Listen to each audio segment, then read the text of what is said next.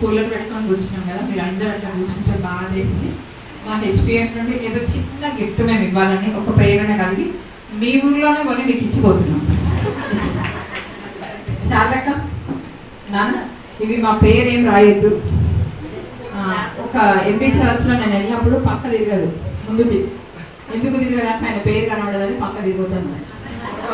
So అట్లాంటివి కాదు మాది పరిచయంగా, ఏది ఇచ్చినా రహస్యంగా, కానీ సంఘంకి అవసరత గుర్తెరిగి తెప్పించడం జరిగింది.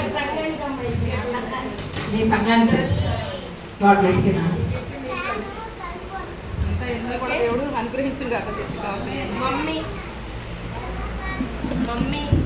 అలాగే మన సంఘంలో కొంతమంది పెద్దలు ముందుకు వస్తే మన ఆత్మీయ తల్లి గారు ప్రేమతో పిలిచినప్పుడు వచ్చి వాక్యాన్ని, క్రమాన్ని, ప్రేమను పంచరా లేదా క్రియలలో దేవుని యొక్క ప్రేమను పంచగలిగే కృప హెచ్పిఎఫ్ యొక్క సంస్థకు ఉందండి.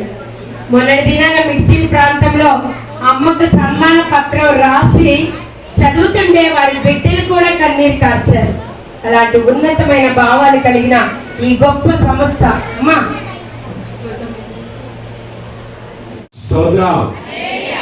ఇక్కడ నుంచి పంపించేయాలని నన్ను చాలా మంది ప్రయత్నం చేశారు, వాటే వెళ్ళిపోయారు.